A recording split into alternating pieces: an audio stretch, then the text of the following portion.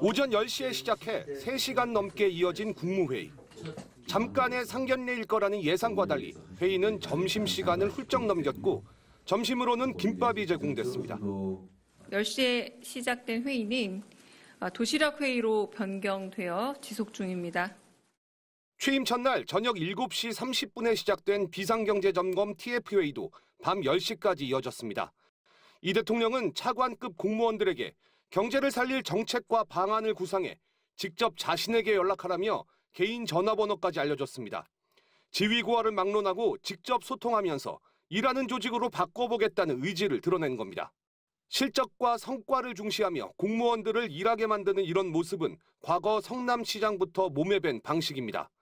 이 대통령은 과거 성남시장 당시 공무원들의 즉각적인 민원 처리 실적을 승진에 반영했고 경기지사 때도 적극적인 정책 제안 여부를 공무원들의 인사고과에 반영하기도 했습니다.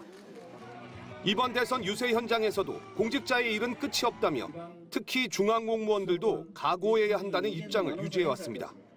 이 공무원을 어떻게 지휘하냐에 따라서 전혀 다른 결과가 나와요. 오로지 국민만을 위해서 쓴다.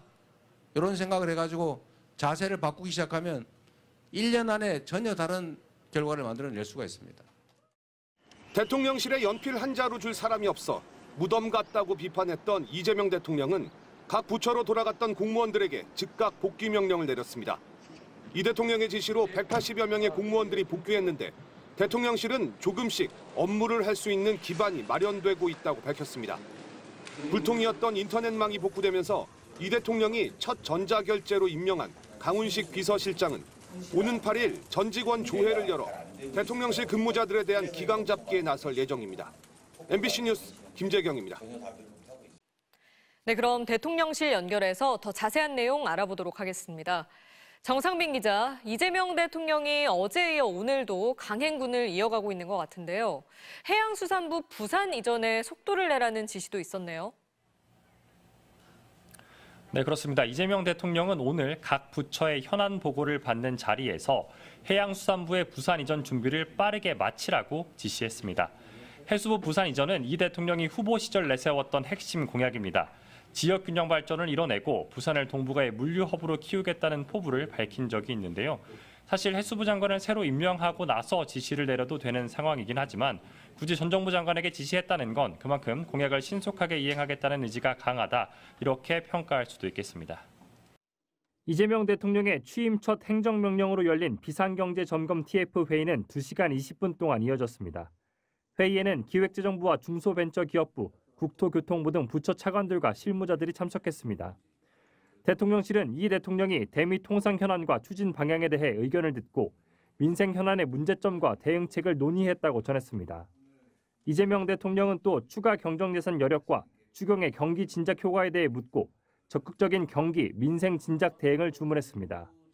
이 대통령은 작고 세세한 발상이나 입법적 요구 사안이 있다면 언제든 제안해달라며 참석자들에게 개인 휴대전화 번호를 전달한 것으로 전해졌습니다. 회의에 참석한 재정당국자들은 빠짐없이 의견을 개진하며 대통령의 경제 운용 기조에 동의했고 구체적인 방안을 마련해 추후 보고키로 했습니다.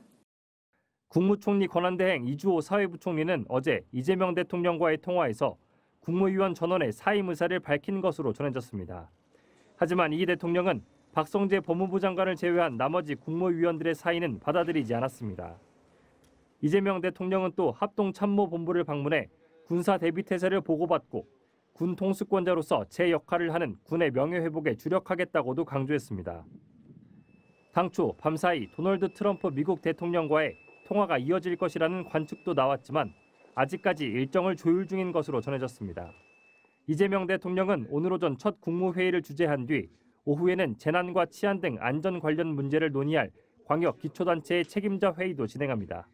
MBC 뉴스 정상빈입니다.